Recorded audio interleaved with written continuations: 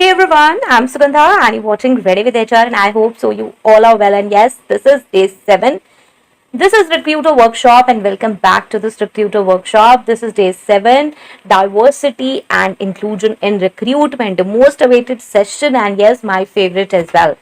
So let's get started with it. But before this, let's have a quick recap from day 1 to day 6. If you don't want to see this recap, you can skip to 2 minutes, right? So on day 1 we have discussed about introduction to recruitment, what is recruitment process, and what is the role of recruiters, who are recruiters actually, and what is the role of recruiters, what are the current trends and challenges faced by recruiters. On day 2 we have discussed about understanding job requirements, how we can understand the job requirements, what is job requirement, how we can align these job requirements with organizational goals, what are the key competencies and skills we need to align. Next, on day 3 we have discussed about the sourcing strategies, different sourcing strategies, and advantages and disadvantages attached to each sourcing strategy. Please watch that session, that was interesting one.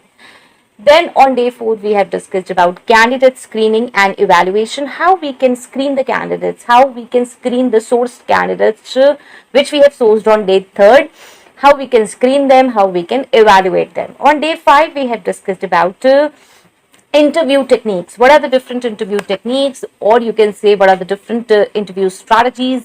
And on day 6, we have discussed about building a strong employer brand, how we can build a strong employer brand, what is employer brand, why it's important, and how we can improve candidate experience, how we can create a positive candidate experience. And yes, today we are going to discuss about diversity and inclusion in recruitment. So make sure to subscribe this channel if you're watching me for the very first time, and do hit that cute notification bell icon so that you could get my updates later on as well. So today we are going to discuss about the significance of diversity and inclusion in recruitment.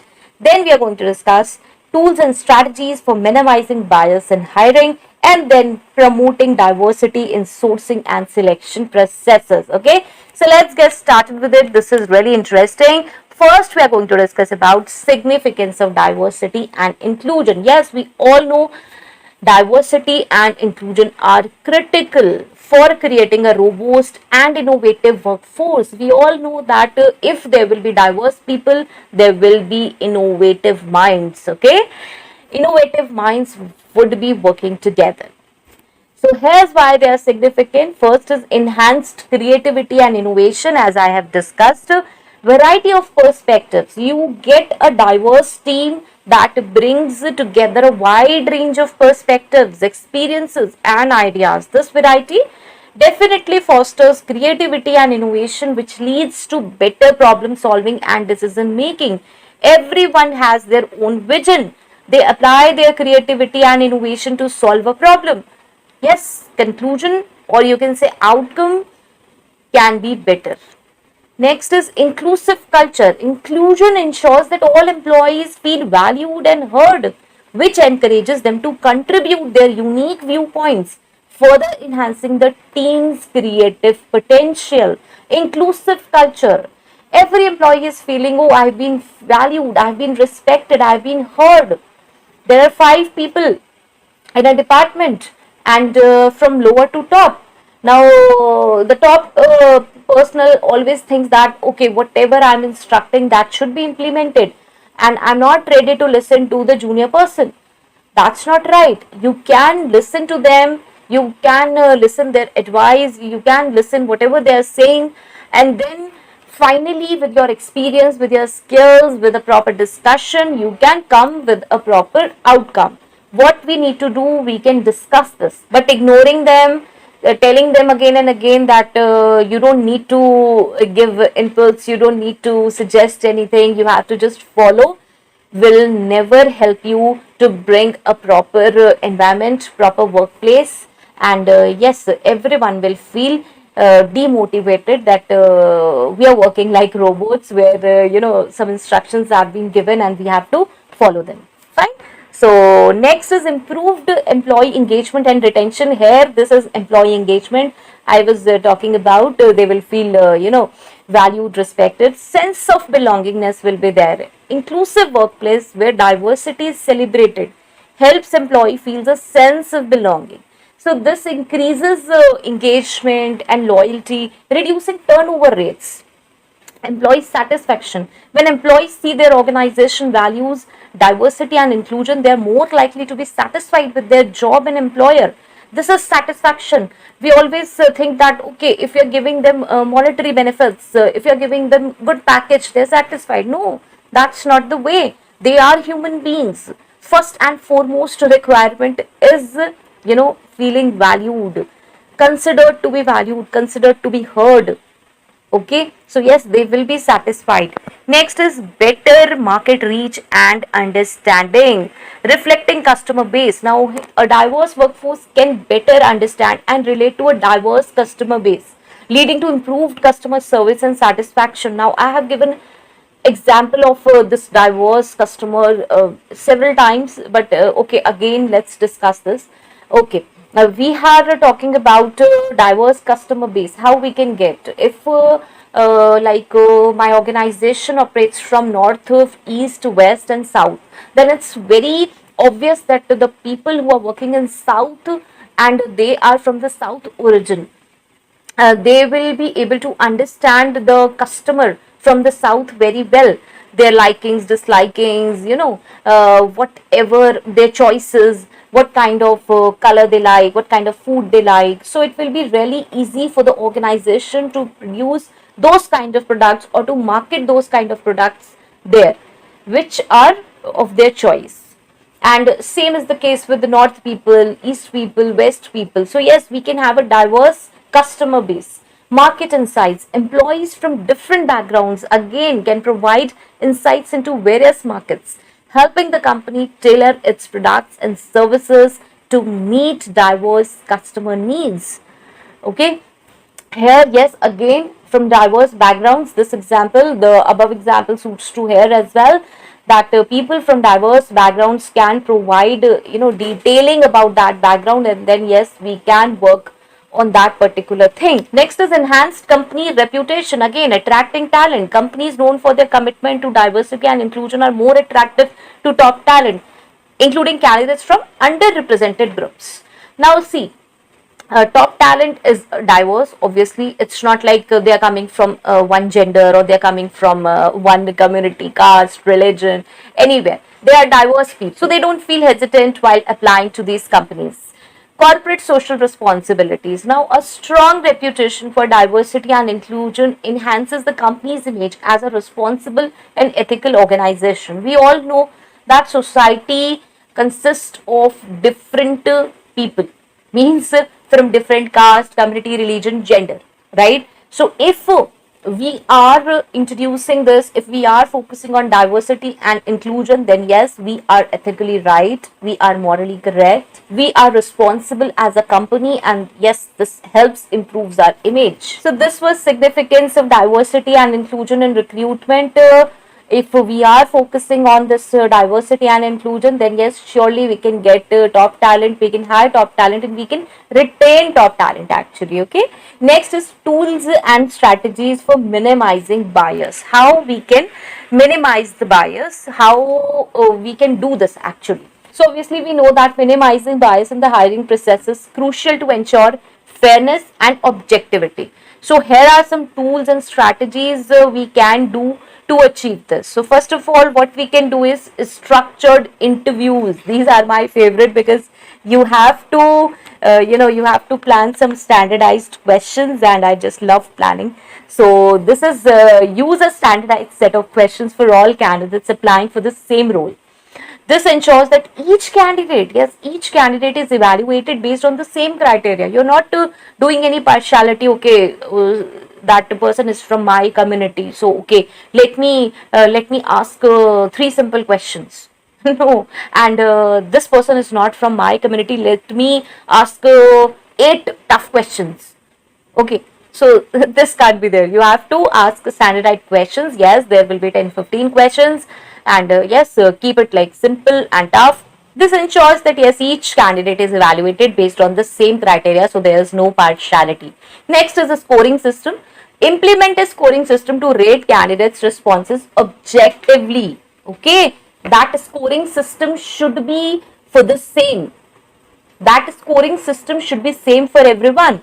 This helps minimize subjective judgments and ensures consistency. Here the crux is it should be consistent. You must ask some standardized questions and the scoring system should be consistent.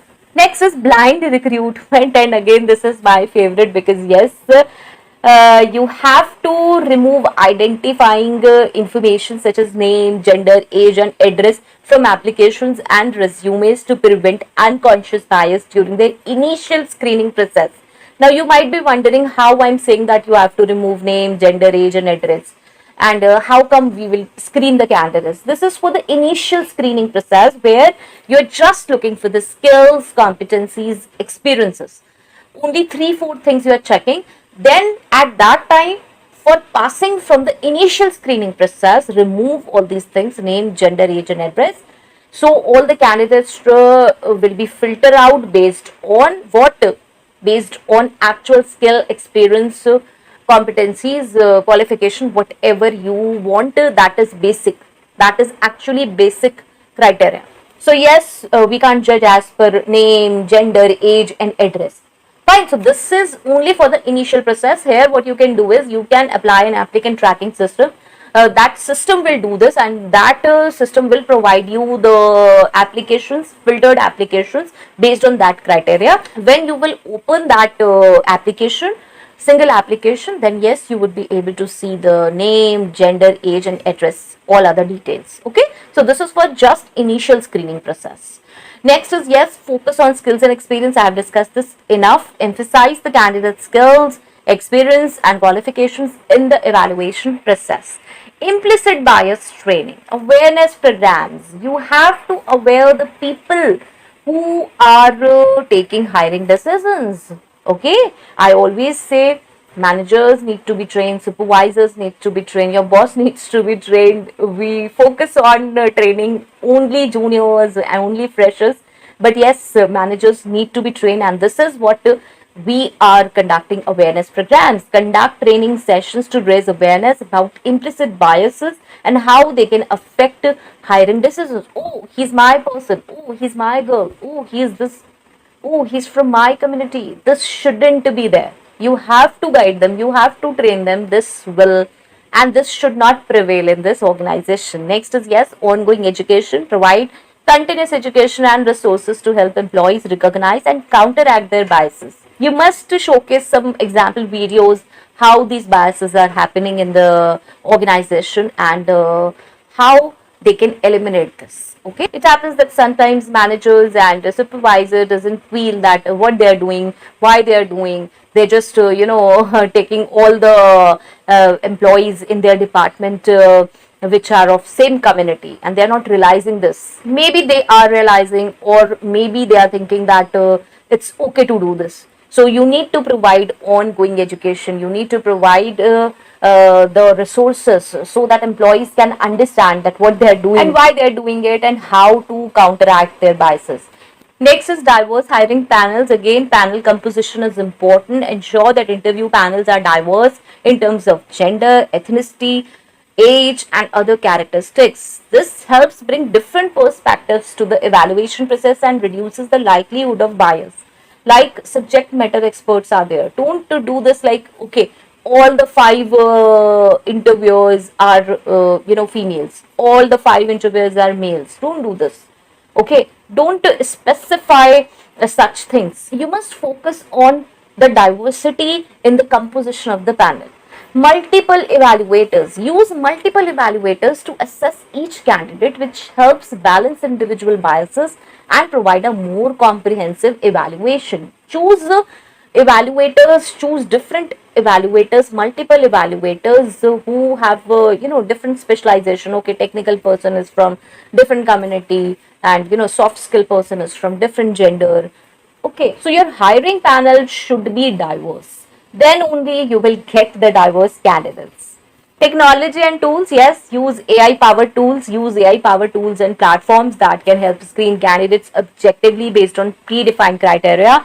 And yes, ensure these tools are designed to minimize biases in their algorithms. I told you that you can use applicant tracking system, which we have discussed in point 2. Okay, it's same. So ensure these tools are designed to minimize biases in their algorithms. You must ensure that the filters which you have put in those system should be free from biasness. That should not be that you have to filter the candidates from this community, caste, religion. No, you have to filter out the candidates based on specific criteria, which is skills, experience, qualification, yes, competencies. Next is, yes, again, assessment tools. Implement objective assessment tools like, skill test, cognitive ability test. These are important. You need to check skills to evaluate candidates based on their capabilities rather than subjective impressions. Okay. Next, this is like how we can promote diversity in sourcing and selection processes. I think you can understand this, but yes, let's discuss this in brief. So that we can promote this while sourcing and selecting candidates. Promoting diversity in sourcing and selection processes ensures a broader and more inclusive candidate pool. So here's how to do it. First is diverse sourcing channels. You have to expand the sourcing channels. Use a variety of sourcing channels to reach diverse candidate pool. This includes job boards that cater to specific demographics, professional associations, and community organizations. If you have 5 sourcing methods, don't do this. Okay, I'm using 2 methods repetitively. Okay, I'm using employee referrals and I'm using newspaper advertisements all the time. Okay, only these 2 sources I'm using. Why? You have to expand sourcing channels. Use different sourcing channels so that yes, you can get candidates from different places, different eras. Next is partnerships. Now, partner with organizations and educational institutions that focus on underrepresented groups to tap into their talent pools.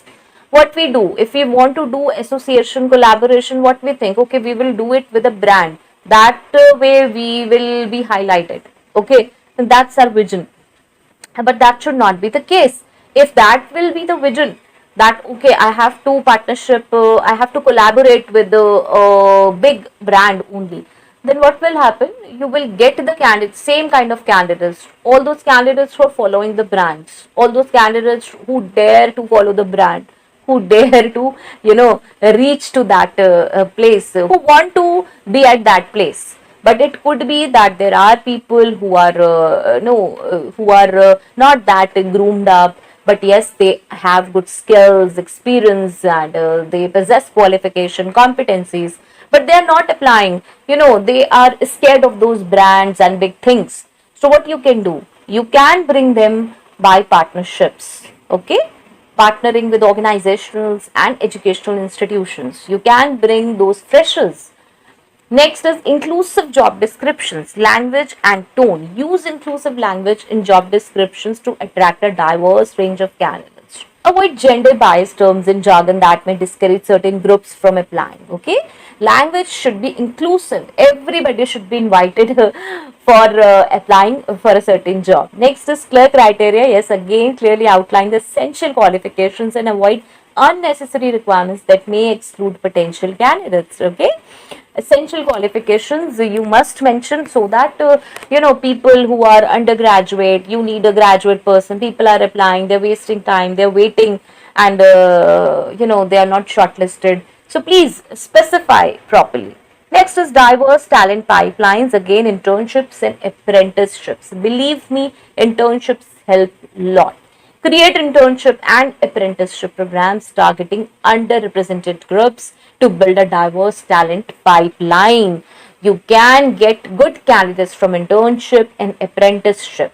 People are looking for, even on my channel, people ask many times about the internships. Freshers are there who are looking for jobs, they are asking for apprenticeship and internship. But companies are not offering. They need person who are experienced. Even experienced person needs training. Why can't you train an intern? Okay, so next is talent development programs. Develop programs to nurture and advance diverse talent within the organization, and yes, this includes mentoring, training, and leadership development initiatives. This should be for different groups Like even the managerial profile, people need training. So talent development programs should be for everyone, regardless of their position. Next is bias-free selection process, consistent evaluation. Now ensure that all candidates are evaluated again consistently based on objective criteria, and you have to use structured interviews and standardized assessment tools, which we have discussed in the second point, okay, above, where we have discussed about the tools and strategies. Now feedback mechanism, implement a feedback mechanism to continuously improve the recruitment process. Don't think that your recruitment process doesn't need any improvement. Collect feedback from candidates and hiring managers to identify and address any biases or barriers. Fine. Continuous improvement should be there. Next is monitoring and accountability. You track metrics, important. Track diversity metrics at each stage of the recruitment process to identify areas for improvement. Again, I have discussed about the improvement part. Analyze data on the diversity of the candidate pool, interview stages, and final hires. It should not be like, okay, I have implemented the process, it's happening, now I'm sleeping. No, you have to continuously check it, you have to track it, how it's going, whatever vision was there in our mind. Is it actual? Is it implemented? Is it implemented in a right way? And the outcome is correct. What is the outcome? Next is set goals. Set specific diversity and inclusion goals for recruitment. Hold recruiters and hiring managers accountable for achieving these goals through regular reviews and performance evaluations. Okay, you have to hold them accountable, responsible for this, because yes, they are hiring, they are taking important decision in recruitment process, so that's their responsibility to maintain this diversity and inclusion.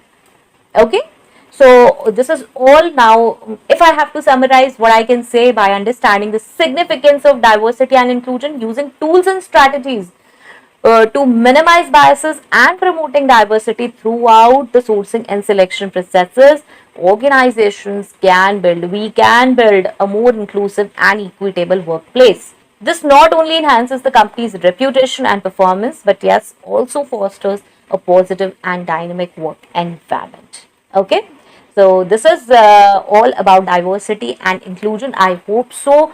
This was a very interesting session, and you will try to implement these things at your workplace. Yes, so what next?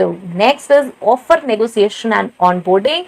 That will be day 8. Please be here. We will be discussing offer letter, how to negotiate, what are the negotiating terms we must offer to the candidates, how to make compelling job offers, and what best practices we can adopt for onboarding new hires. Okay, so if it's helpful, please do let me know in the comment section. Till next video, all the very best. To stay happy, stay safe. Thanks for watching.